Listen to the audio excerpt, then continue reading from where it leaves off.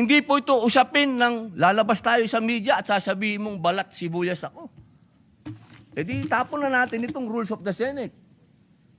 Tapon na natin to. Di pa natin pala susundin eh. Kay Mr. Robin Padilla. Okay. Again and again, ito po ay tarot reading. Kung ano po ang nakikita ng tarot, i-interpret ko. Ayan po. Tagabasan lang po ako ng tarot. Still, ang tarot po ang aking susundin. Again and again, this is for entertainment use po natin. Itapon ng pangit, yung maganda, i-accept. Ang katotohanan ay dapat natin i-reveal kahit ito ay tarot lamang.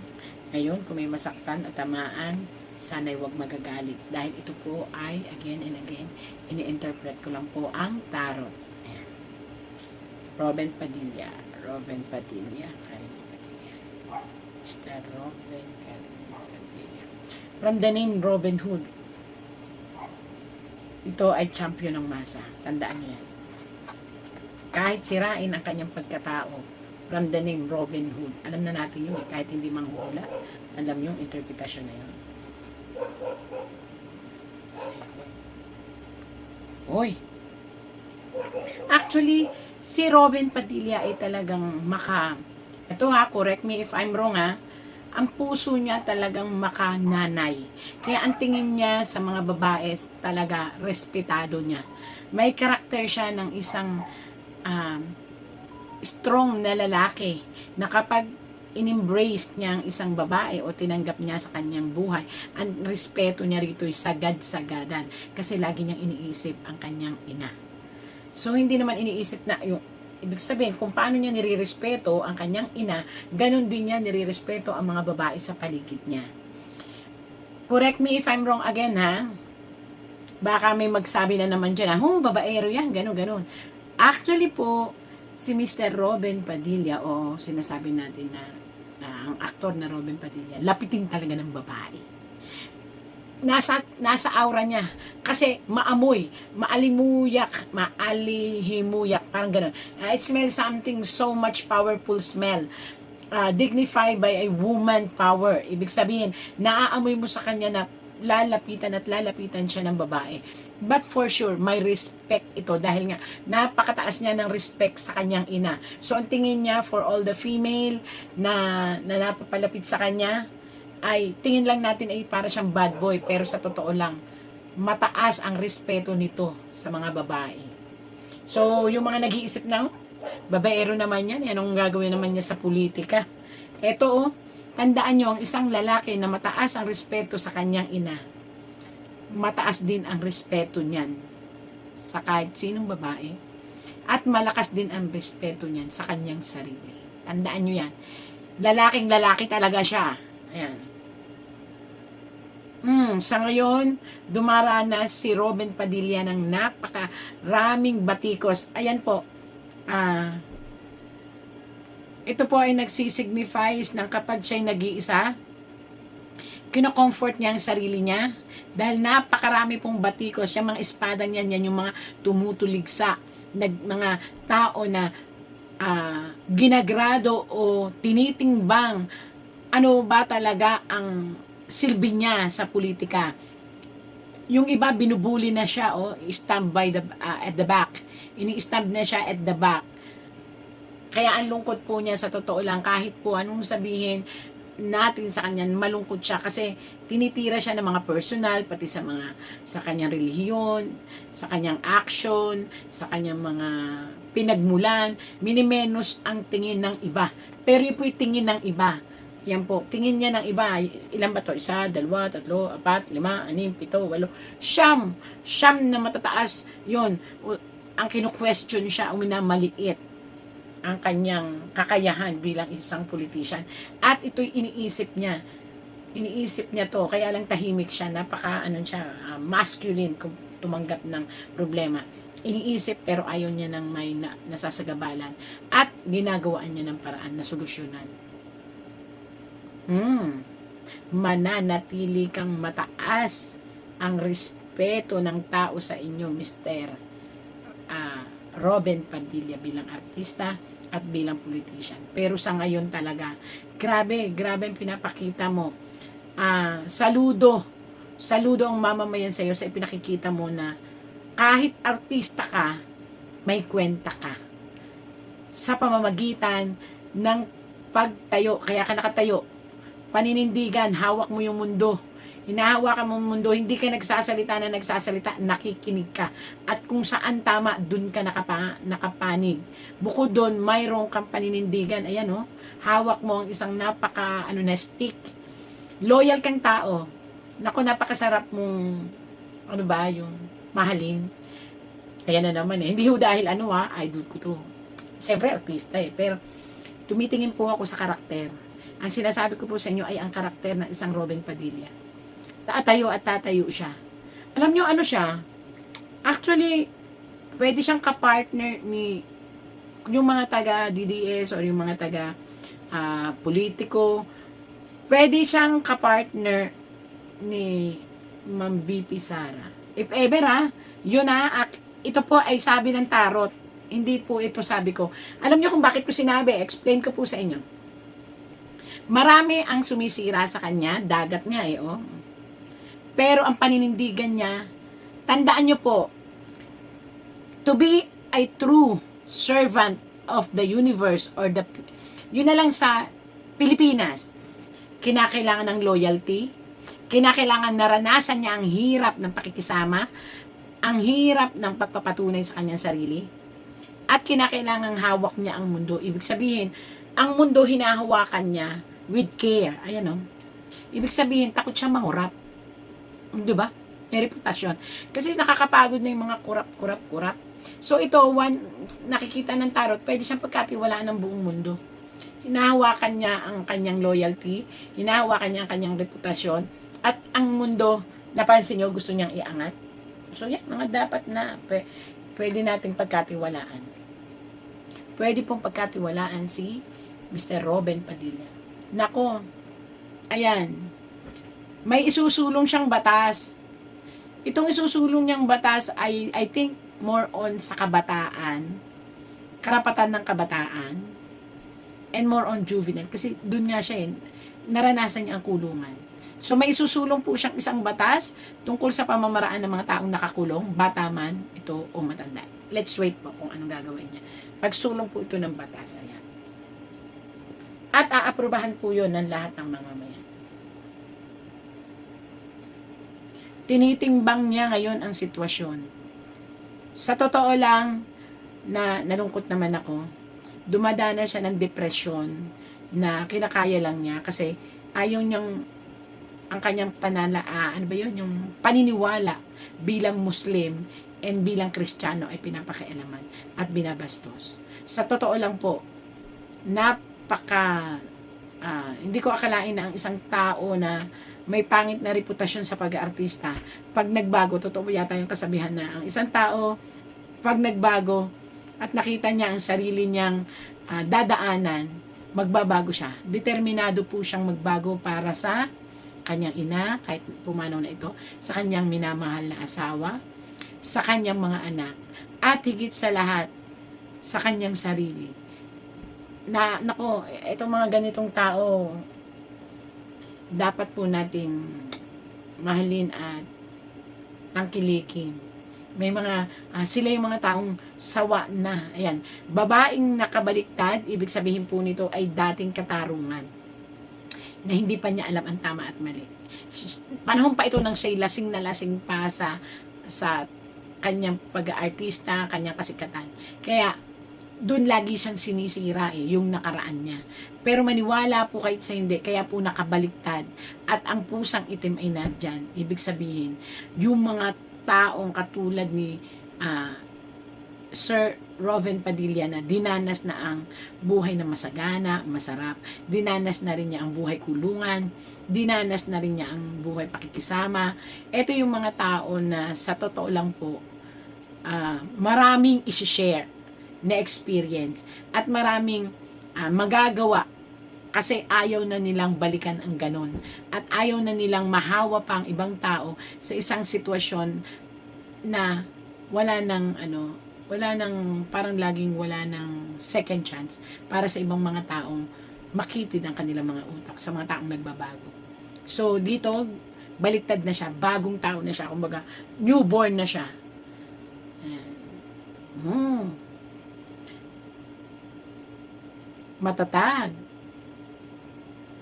Hindi susuko sa anuman laban ng buhay. At may ipagpipilitan siya na ilaban ang katotohanan, ilaban ang pagbabalik. Ito po, loyal po siya kay dating President Duterte. At ipaglalaban at hihilingin niya sa lahat ng mga nakaupo, kahit sa presidente, kaya hawak niya po yun. Ang kalayaan at pagbibigay ng chance sa dating presidente. Loyal na loyal siya. Gagawin niya ang lahat. Kakapangilabot naman. Dumanas siya ng mga nakaraang lungkot, sakit, ayaw na niyang balikan.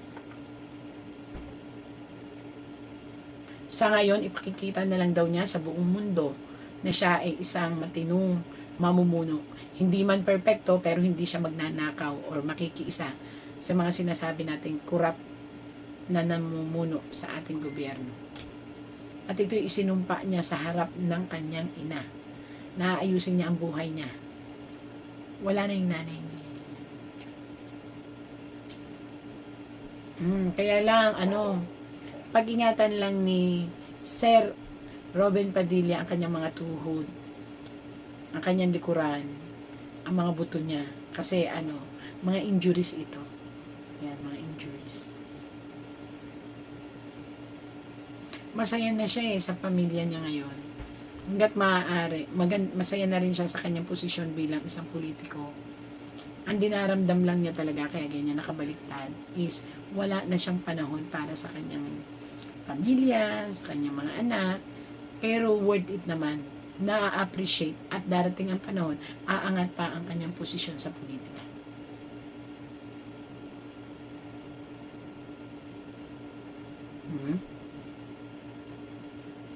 Hindi lang panukala ang gagawin niya tungkol sa mga taong nakakulong, kung hindi panukala rin para sa proteksyon ng mga babae. Yan. Diba? Dalawang ang panukala. At isusulong ng ating Mr. Robin Padilla ang karapatan ng mga Muslim. Meron siyang gagawing batas na karapatan ng mga Muslim. Hindi ko alam kung ano to. Pero ito ay maganda kasi parang itataguyod niya ang kahalagahan at proteksyon sa mga katutubong Muslim. Siyang parang maging spokesman siguro or basta maganda po ito.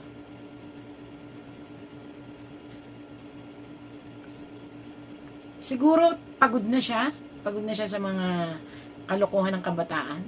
So magiging mabuting leader po siya ng anumang posisyon sa politika. Magiging magaling po siya at gusto niyang buhayin ang pangalan ng nawala niyang ama. Kaya ganyan yan. Ibig sabihin, nakatanim sa isip niya, sa puso niya, ang lungkot na naranasan nila dahil sa pagmamahal ng kanyang ama sa politika.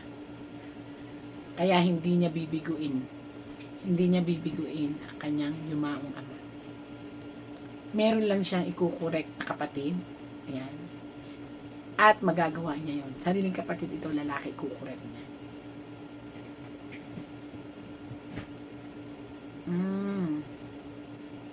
Hindi ko alam kung makakapag-adapt ba sila ng baby boy or magkakaroon ng baby boy sa kanyang pamilya. Walang linaw ito kung sa asawa ba niya or mag-aampun siya. Ayan. Ang ganda na nakita ko kay Robin Padilla. Kaya lang ito galit. Galit dahil marami ang hindi makaunawa at marami ang nandiliit sa kanya dahil parang hindi makapaniwala na ang isang Robin Padilla na magaling sa action ay madadala ang galing niya pagdating sa politika. But the tarot is saying, yan ako, nalusot. But the tarot is saying na magiging siyang tapat na politician. At nasa dugo niya talaga ang pagiging politiko. So maganda po ang tarot ko kay Mr. Robin Padilla, kahit galit na galit siya dito kasi inilalaban niya ang karapatan ng Muslim at ng Kristiyano na equality. And gustong-gusto niya gumagawa na marahil siya ng panukala, panawagan. At ang pagiging loyal niya kay Tatay Digong Duterte, ipupush niya talaga. Come what may. Kahit nga daw ang sabi, kahit ang sarili niyang buhay ay ilalaan niya para makauwi daw si Tatay Digong Duterte. Kasi ayan.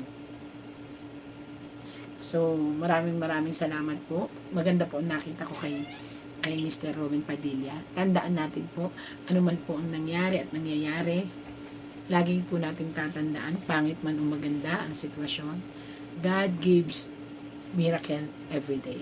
Hindi po ito usapin ng lalabas tayo sa media at sasabihin mong balat sibuyas ako. E di tapon na natin itong rules of the Senate. Tapon na natin to. Di pa natin pala susundin eh. President, I was about to, with the indulgence and with the approval of the body, as mentioned a while ago by our distinguished Senate President, the floor was, yesterday, Senator Robin Padilla has the floor, and he is seeking the floor, Mr. President. May I be allowed first, Mr. President, to, may I move that we acknowledge and recognize the good gentleman, Senator Robin Hood Padilla. Senator Padilla, you're recognized. Maraming salamat po, Ginoong Pangulo, at sa ating pinunong mayorya. Mga mahal kong kasama, mga kagalang-galang kong kasama, at mga karespeto kong mga kasama, meron po akong naiwang usapin kahapon sa ating sesyon. Tungkol po ito sa asal o decorum ng isa sa ating kasamahan. Kaya naman, muli po akong humingi ng pagkakataon na makapagsalita ukol dito upang ipaalala at bigyang diin ang ating mga alituntunin dito sa Senado.